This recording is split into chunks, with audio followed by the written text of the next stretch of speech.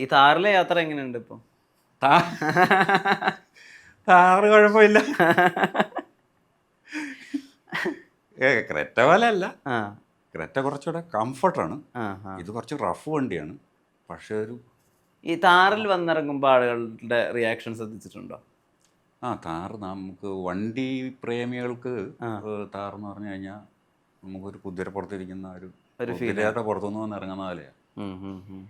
വണ്ടി അതുപോലെ തന്നെ സെറ്റാ.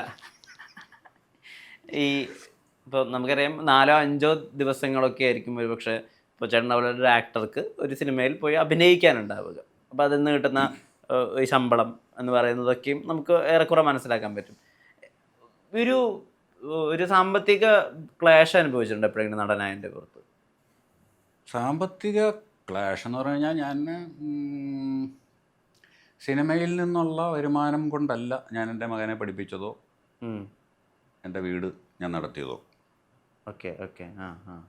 സിനിമ എനിക്ക് പാഷനാണ്. ശമ്പളം കിട്ടുന്നില്ലെന്ന് വെച്ചുകൊണ്ട് ആദ്യകാലത്ത് ഒത്തുമില്ലായിരുന്നു. പിന്നീട് കുറച്ച് കിട്ടി തുടങ്ങി. എന്നാലും ഞാൻ ചെയ്യുന്ന വളരെ കുറച്ച് സിനിമകളാണ്, കുറച്ച് ദിവസങ്ങളാണ്. അത്രേ വർക്ക് ഇപ്പോഴും ചെയ്യുന്നുള്ളൂ. ഏറ്റവും ആദ്യം കിട്ടിയ വരുമാനം എത്രയായിരിക്കും? അതുമല്ല 500 രൂപയല്ലായിരിക്കും. 500 രൂപയായിരിക്കും. ചെക്കിലാണോ അതോ പണമായിട്ട് തന്നെ കിട്ടുമായിരുന്നു? പണമായിട്ടായിരിക്കും. പണമായിട്ടെന്ന് തോന്നുന്നു. ഒത്തിരി വർഷമായില്ലേ, 10-30 കൊല്ലമായില്ലേ. ഈ ശാശ്വതം ആവില്ല ഇവിടുത്തെ ഇതിൻ്റെ ഒരു വരുമാനം എന്ന് മനസ്സിലാക്കിയപ്പോൾ ശരിക്കും എന്താ ചെയ്തത്? അല്ല, ഞാൻ മറ്റു പല പരിപാടികളുണ്ടായിരുന്നു. കാര്യം ഞാൻ 94 തുടങ്ങുന്നു, 97 കല്യാണമൊക്കെ കഴിഞ്ഞ് കഴിയുമ്പോൾ പിന്നെ നമുക്ക് വീട്ടുകാരെ ഡിപ്പെൻഡ് ചെയ്യാനൊക്കെ ബുദ്ധിമുട്ടാണ്. അപ്പോൾ തൊട്ട് എനിക്ക് പിന്നെ പ്രോപ്പർട്ടീസ് ഉണ്ടായിരുന്നു, റബ്ബറൊക്കെ ഉണ്ടായിരുന്നു, പിന്നെ റെൻ്റ് റൂംസ് റെൻറ്റിന് കൊടുത്തിട്ടുണ്ട്, ബിസിനസ്സുകൾ പലത് ചെയ്തിട്ടുണ്ട്. അങ്ങനെ ഈ പുതിയ സംവിധായകരുടെ കൂടെ ഉള്ള ഒരു ട്രാവൽ ഉണ്ടല്ലോ. ഇപ്പം നമ്മൾ മറുവശത്തിൻ്റെ സംവിധായകനിലേക്ക് വരെ എത്തി നിൽക്കുമ്പോൾ അവരാണ് ചേട്ടനെ കുറച്ചുകൂടി നന്നായിട്ട് യൂസ് ചെയ്യുന്ന പണ്ടത്തെ സംവിധായകരെ വെച്ചിട്ട്. അവരാണ് ചേട്ടനുള്ള സാധ്യതകൾ മനസ്സിലാക്കിയിട്ടുള്ളത് എന്ന് തോന്നിയിട്ടുണ്ടോ? ചേട്ടനുള്ള സ്വഭാവം എന്ന് പറഞ്ഞാൽ കുറച്ചുകൂടി മനസ്സിലാക്കുന്നവരാണെന്ന് തോന്നിയിട്ടുണ്ടോ? അങ്ങനെയല്ല. സിനിമയ്ക്ക് ഞാൻ പറഞ്ഞില്ല നേരത്തെ ആ ഒരു ആവശ്യം ഇപ്പോഴാണ് വന്നേ. ആവശ്യം അതിനുശേഷം സിനിമ മാറിയല്ലോ. അതെ, മാറ്റമില്ലാത്തൊന്നുമില്ല എന്ന് പറഞ്ഞാലും ഇപ്പം ആ ഒരു ഇടക്കാലത്തുണ്ടായിരുന്ന പാറ്റേണുകളെല്ലാം മാറിയിട്ട് സിനിമ കുറച്ചും കൂടെ റിയൽ ലൈഫ് ഇൻസിഡൻസ് ഒക്കെ സിനിമകളിലെ തിരക്കഥകൾക്കൊക്കെ ആ മാറ്റങ്ങളുണ്ടായി. നമ്മൾ കാണുന്ന ഈ നേരത്തെ പറഞ്ഞ മാതിരിയുള്ള സ്ഥിരമായിട്ടുള്ള കോമഡികളല്ലാതെ ചിലപ്പോൾ നമ്മുടെ വീട്ടിൽ തന്നെ സംഭവിച്ചിട്ടുള്ള, അല്ലെങ്കിൽ നമ്മൾ നേരിട്ട് കണ്ടിട്ടുള്ളത് തന്നെ, അല്ലെങ്കിൽ നമ്മുടെ അയൽ വീട്ടിൽ സംഭവിക്കുന്ന അങ്ങനെ ജീവിതഗന്ധി എന്നൊക്കെ പറയത്തില്ലേ, അങ്ങനല്ലേ ഇപ്പോഴത്തെ ഓരോ സീൻസ് വരുന്നത്. അതിനകത്തൊക്കെ ധാരാളം കോമഡികൾ ഉണ്ടാകുന്നില്ലേ.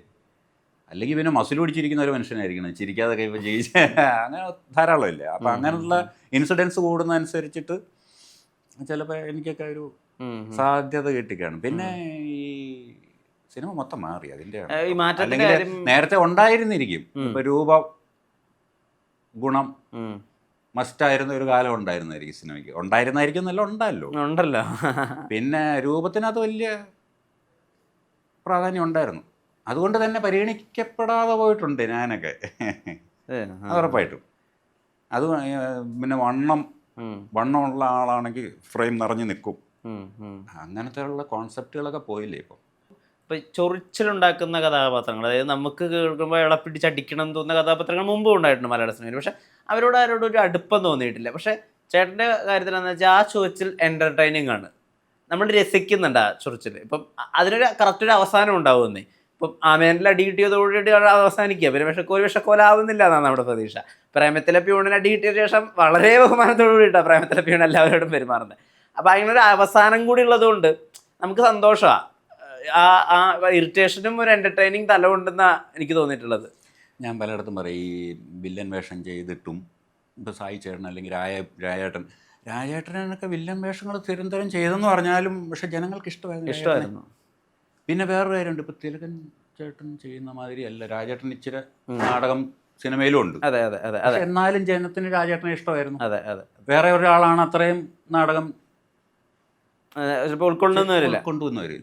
എന്തോ ഞാൻ ആമേൻ എന്ന് പറഞ്ഞ വിഷക്കോൽ പാപ്പി എന്ന് പറഞ്ഞ ക്യാരക്ടർ നെഗറ്റീവ് ഇങ്ങനെ ചൊറ കഥാപാത്രമാണെന്ന് പറഞ്ഞാലും പ്രേക്ഷകർ എന്നോട് ഒരു ചിരിയോടുകൂടിയുള്ളൊരു പരിഭവം എന്നൊക്കെ മാത്രം അങ്ങനൊക്കെ തോന്നിയിട്ടുള്ളൂ. എന്നാൽ വെറുപ്പ് തോന്നിയിട്ടില്ല, എന്നോട് ഭയങ്കര ഇഷ്ടം തോന്നിയിട്ടുള്ളത്. അതൊരു ഭാഗ്യം. ഞാൻ പറഞ്ഞില്ല, ആൾക്കാർ എന്നോട് ഞാനിപ്പം സെൻട്രൽ ക്യാരക്ടർ ചെയ്യണമെന്നോ അല്ലെങ്കിൽ മുഴുനീളം ചെയ്യണമെന്നോ അങ്ങനെയുള്ള ചിന്താഗതി ഒന്നും എനിക്കില്ല. നമ്മളിപ്പോൾ ചെയ്ത് ചെറിയ ചെറിയ വേഷങ്ങൾ ചെയ്തപ്പോഴും അത് ഏറ്റെടുക്കുകയും ആ സ്നേഹം എന്നോട് കാണിക്കുകയും ചെയ്യുന്നു. എനിക്ക് നാളെയും സജീവമായിട്ട് നിൽക്കണം, വേഷങ്ങൾ ധാരാളം ചെയ്യണം, എപ്പം വേഷം വിളിച്ചാലും ഞാൻ ചെയ്യണമെന്നുള്ള അങ്ങനെ ധാരാളം വേഷങ്ങൾ ചെയ്യണം. ഇവരുടെ ഇഷ്ടം ഇതുപോലെ തന്നെ എനിക്ക് ഉണ്ടാവണം, അത്ര മാത്രമേ എൻ്റെ ആഗ്രഹമുള്ളൂ. അല്ലാതെ സെൻറ്റർ ചെയ്യണമെന്നോ അല്ലെങ്കിൽ ഇത്ര മണിക്കൂറുള്ള ഇത്ര സീനുള്ള കഥാപാത്രം വേണമെന്നോ അങ്ങനെയൊന്നും എനിക്കില്ല. ഇപ്പം മലയാള സിനിമയുടെ മാറ്റം എന്ന് പറയുമ്പോൾ ഇപ്പം തമിഴ്നാട്ടിലും ഹിന്ദിയിലൊക്കെ ഉൾപ്പെടെ എല്ലാവരും മലയാള സിനിമ ശരിക്കും നോക്കിയിരുന്ന ഒരു സമയമാണ് 2015 പ്രേമം ഇറങ്ങുമ്പോൾ തൊട്ടിട്ട്. അപ്പോൾ അതിൽ ഏറ്റവും പ്രധാനപ്പെട്ട ജോർജിൻ്റെ മുഴുവൻ ഹീറോയിസവും നമുക്ക് കാട്ടി തന്ന സീനാണ് ഈ മാതാപിതാ ഗുരുദൈവം എന്ന് പറയുന്നത്. മാതാപിതാ ഗുരുദൈവം നിവിൻ പോളി പറയുമ്പോൾ അപ്പുറത്ത് നിൽക്കുന്ന ആളാണ് അടി കൊണ്ടിട്ട്. ഇപ്പോൾ അൽഫോൺസ് പുത്രൻ്റെ ഒരു മേക്കിങ്ങും നമുക്കറിയാം, സാധാരണ ആളുകൾ ചെയ്യുന്നത് പോലെയല്ല. ഇപ്പോൾ സൗബിനൊക്കെ പ്രാക്ടീസിൻ്റെ സമയത്ത് ചെയ്ത പല സിനിമകളാണ് നമ്മളിന്ന് സിനിമയെ കണ്ടുകൊണ്ടിരിക്കുന്നത്. പ്രേമം വേറെ തന്നെ ഒരു എക്സ്പീരിയൻസ് ആയിരുന്നില്ലേ? ആയിരുന്നു. ഞാൻ അന്ന് എനിക്ക് അതിന് മുമ്പ് ഞാൻ ചെയ്ത പടം എന്ന് പറഞ്ഞാൽ ഭയ്യ ഭയ്യ എന്ന് പറയുന്നത്. എൻ്റെ തലമുടി ഇവിടെ വരുന്നുണ്ട്. ഓക്കെ. അപ്പോൾ അങ്ങനെയാണ് ഇതിലേക്ക് എന്നെ ഒന്ന് കാണണമെന്ന് പറഞ്ഞു. അങ്ങനെ ഇവർ ഷൂട്ടൊക്കെ തുടങ്ങി, ഷൂട്ട് നടന്നുകൊണ്ടിരിക്കുമ്പോൾ ഞാൻ അവിടെ ചെന്നു. അപ്പോൾ തലമുടി ഇത്രയുണ്ട്. അപ്പോൾ ഒറിജിനൽ മുടി പുത്രൻ ഒറിജിനൽ മുടി ഇങ്ങനെ വളർത്തി ഭയ്യ ഭയ്യ കണ്ടു കഴിഞ്ഞാൽ വന്ന് അവിടെ സെറ്റ് വന്നിട്ട് ഇങ്ങനെ പിടിക്കും. ഇതെവിടുത്തെ വിഗാണോ ഇതെന്ന് ചോദിച്ചിട്ട് ഇങ്ങനെ പിടിക്കുമായിരുന്നു. അപ്പോൾ ഞാൻ പറഞ്ഞു വേണം എടുക്കുന്നത്, തലമുടി പിടിച്ച് വലിക്കാമെന്ന് പറയും. അപ്പോൾ അങ്ങനെ മുടി ഉള്ള സമയമാണ്. പുത്രൻ എന്നെ കണ്ടിട്ടില്ലല്ലോ. അപ്പോൾ ഞാൻ സെറ്റ് ചെല്ലണമെന്ന് പറഞ്ഞു. ചെന്ന് കണ്ടപ്പോൾ പുള്ളി പറഞ്ഞു ഓക്കെ ഇത് മതി എന്ന് പറഞ്ഞു. അപ്പം അവരാരോ തലമുടിയുടെ കേസ് പറഞ്ഞു. തലമുടി ഞാൻ പറഞ്ഞു തലമുടി വെട്ടാൻ എനിക്ക് കുഴപ്പമില്ലെന്ന് പറഞ്ഞു. തലമുടി വെട്ടി ആണ് ഞാൻ ചെയ്തത്. അപ്പോൾ ഇവർ ശരിക്കും പറഞ്ഞു ഇത് വേറെ ആർക്കോ കൊടുക്കാൻ വെച്ചിരുന്നതാ. അപ്പം ആരെയൊക്കെയോ സമീപിച്ചിരുന്നു, കൊടുക്കാൻ വെച്ചിരുന്നു എന്നല്ല, ആരെയോ സമീപിച്ചപ്പോൾ ഒന്ന് നായകൻ്റെ അടി കൊള്ളുന്ന സീൻ, 2 സീനോ ഒരു സീനും കണ്ടുള്ളൂ. Okay okay. എൻ്റെ 2 or 3 സീൻ എടുത്ത് ഒരു സീനും കണ്ട് തൂക്കിയിട്ടുണ്ട്, 2 സീനും കണ്ടു. അപ്പോൾ അങ്ങനെ ഒരു സാധനം ചെയ്യുന്നില്ല എന്ന് പറഞ്ഞു എന്നാണ് ഞാൻ ആരോ എൻ്റെ അടുത്ത് പറഞ്ഞു. പക്ഷേ എനിക്കിത് കേട്ട് കഴിഞ്ഞപ്പോൾ എനിക്ക് ചെയ്യാമെന്ന് തോന്നി. അങ്ങനെ ഞാൻ എന്തോ ചെയ്യാണ്. ഡയലോഗ് കേട്ടപ്പോൾ ഇതങ്ങനെ പറയുമെന്നൊക്കെ എനിക്ക് ആദ്യം ഒരു ഭയങ്കര ചമ്മലായിരുന്നു. ടീച്ചറേ പറയുന്നത് ഇതെങ്ങനെ പറയിച്ചു കഷ്ടം. പിന്നെ ഇതിന് ഡയലോഗ് ഇല്ല. ഇപ്പോൾ പുത്രൻ്റെ രീതി എന്ന് പറഞ്ഞാൽ ആ ഒരു ഡിസ്ക്രിപ്ഷൻ മാത്രമേ ഉണ്ടാവത്തുള്ളൂ, ഇംഗ്ലീഷിലൊരു ഇത് മാത്രമേ ഉണ്ടാവുള്ളൂ. ഇത്രാമത്തെ സീന് ഇന്ന സംഭവം ഇന്ന സംഭവം ഇന്ന സംഭവം, ഈ സീനിൽ ഇന്നാണ് സംഭവിക്കുന്നത്. ഇവർ അസിസ്റ്റൻസ് വന്നിട്ട് ചേട്ടാ നമുക്ക് ഇതാണ് സംഭവം, നേരത്തെ വേറൊരു സീനിൽ ഇന്ന പിന്നെ മറ്റേ ഇന്നാരുടെ കഥാപാത്രം ഇങ്ങനെ ഒരു സാധനം പറയുന്നുണ്ട്. അപ്പം അതിനെ നമുക്ക് ഇവിടെ കണക്ട് ചെയ്ത് നമുക്ക് എന്ത് പറയാൻ പറ്റും. അപ്പം ഞാനിങ്ങനെ പറയാണ്, അതെല്ലാം കൂടെ വെച്ച് നമുക്കിത് ചേട്ടന്മാർ പറഞ്ഞ് ശരി നമുക്ക് ഡയറക്ടറോടൊന്ന് ചോദിക്കാമെന്ന് പറഞ്ഞു. അവിടെ ചെല്ലും ഡയലോഗ് നമ്മളാണ് ഉണ്ടാകും, നമ്മുടെ ഡയലോഗ് അതൊക്കെ. അപ്പോൾ അങ്ങനെ ചെന്നിട്ട് അല്ല ഇതൊക്കെ ഇതെഴുതിയിരുന്നു വേറെ ഒരു സംഭവം. അപ്പോൾ അത് പറഞ്ഞു. അപ്പം എന്നോട് പറഞ്ഞു ഇതൊന്ന് പറഞ്ഞ് പുത്രൻ ഇങ്ങനെ കേൾക്കുന്നു പറഞ്ഞാൽ ഞാൻ ഇത് പറയാം. ഈ ഡയലോഗ് ഇതിലും മനോഹരമായിട്ട് പറയാൻ പറ്റത്തില്ല, ചേട്ടാ ഇങ്ങനെ പറഞ്ഞു. അവിടുന്ന് ഷോട്ട് പോവാണ്. അങ്ങനത്തെ ഒരു മേക്കിംഗ് ആണ് ഉള്ളി. ഈ അടികൊണ്ട തരിപ്പുകൾ വരെ നമുക്ക് അതിൽ കാണാൻ പറ്റും. എൻ്റെ അടുത്ത് ഒരാൾ, ഞാനൊരു ഫ്ലാറ്റിൽ ഇറങ്ങി വരുമ്പോൾ ഒരാൾ അങ്ങോട്ട് കയറി വന്നു, എറണാകുളത്ത് വെച്ച്. ഞാൻ എവിടെയോ ഒരു വീട്ടിൽ വന്നു. അപ്പം പുള്ളി പ്രേമത്തിനകത്ത് ഇന്ന ചെയ്ത ആളല്ലേ. എനിക്ക് പുള്ളിയുടെ കണ്ണൊക്കെ നിറഞ്ഞു, ശരിക്കും അങ്ങനെ കണ്ണ് നിറഞ്ഞു. എന്നിട്ട് എൻ്റെ അടുത്ത് പറഞ്ഞു അടി കിട്ടി കഴിഞ്ഞിട്ടുള്ള ആ കവിളത്ത് വരെ ആ ഒരു സാധനം ഉണ്ടായിരുന്നെന്ന് പറഞ്ഞു. പറഞ്ഞു അയ്യോ.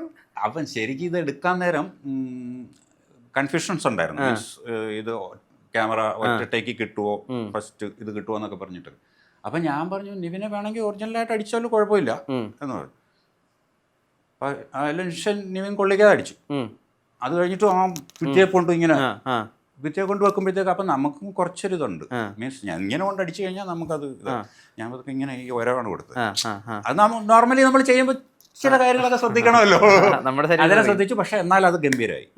അപ്പോൾ പിച്ചയെ കൊണ്ട് ഇങ്ങനെ വെച്ച് കഴിഞ്ഞപ്പോൾ ഞാനിത് ചെയ്തില്ലായിരുന്നെങ്കിൽ ആ ഇമ്പാക്റ്റ് അത്ര കിട്ടില്ലായിരുന്നു. ആ അല്ല, അവൻ നല്ല ഫോഴ്സിലാണ് ചെയ്തത്. അടി കൊണ്ടില്ല, പക്ഷെ നമ്മൾ അടിയുടെ സാധനം വെച്ചു. അത് കഴിഞ്ഞ് ഇവൻ കൊണ്ട് മുട്ടിച്ച് കഴിഞ്ഞപ്പോൾ ഞാൻ ഇത് ചെയ്തത് നന്നായി പോയെന്ന് എനിക്ക് തോന്നി. അത് ഭയങ്കര, അല്ലെങ്കിൽ അത്ര ഇമ്പാക്റ്റ് കിട്ടില്ല. അപ്പം കട്ട് പറഞ്ഞു കഴിഞ്ഞപ്പോൾ ഞാൻ അത് ഫസ്റ്റ് ടേക്ക് ഓക്കെ. അപ്പം കട്ട് പറഞ്ഞു കഴിഞ്ഞപ്പോഴത്തേക്ക് ഞാൻ പറഞ്ഞു, എൻ്റെ ദൈവമേ, എനിക്ക് അറിയാതെ ഞാൻ പറഞ്ഞു എന്ത് കൊള്ളിച്ചടിച്ചോളാൻ പറഞ്ഞത് എൻ്റെ തെറ്റ്. പക്ഷെ കൊണ്ടില്ല കേട്ടോ. കൊള്ളിക്ക് ആയിരുന്നെങ്കിൽ എന്തായിരുന്നു അവസ്ഥ എന്ന് എനിക്ക് തോന്നിപ്പോയി. തുടിപ്പുകൾ ഇടേണ്ട ആവശ്യമില്ലായിരുന്നു. വളരെ രസകരമായിരുന്നു. ഈ പക്ഷേ എനിക്ക് അതിൻ്റെ അകത്ത് ശരിക്കും ആ ഹീറോയിസ് ആയിട്ട് കിട്ടിയത് ഇവിടെ തല്ലു കൊടുത്ത് ഈ സാധനം പറയുന്നിടത്താണ് ആ കഥാപാത്രം, നീവിൻ്റെ കഥാപാത്രം, ആ ഒരു ഹീറോയിസം വന്നത്. പിന്നെ ധാരാളം ആൾക്കാർ എന്നെ കളിയാക്കിയിട്ടുണ്ട്. അടി കിട്ടുന്ന സീനുകൾ ഒട്ടുമിക്ക സിനിമകൾക്ക് അടി കിട്ടുന്നുണ്ടല്ലോ. അപ്പം പിന്നെ ഞാൻ പറയും, ഞാൻ തിരിച്ചടിക്കുന്ന സീനൊക്കെ ഉണ്ട്, അതൊക്കെ കഥ മാറിപ്പോത്തില്ല, അവർ പിന്നെ കട്ട് ചെയ്ത് കളഞ്ഞാന്ന് പറയും. മകളിലൊന്ന് അടിക്കാൻ പറ്റി. ആ കരോട്ടയൊക്കെ പഠിച്ചു. അതെ,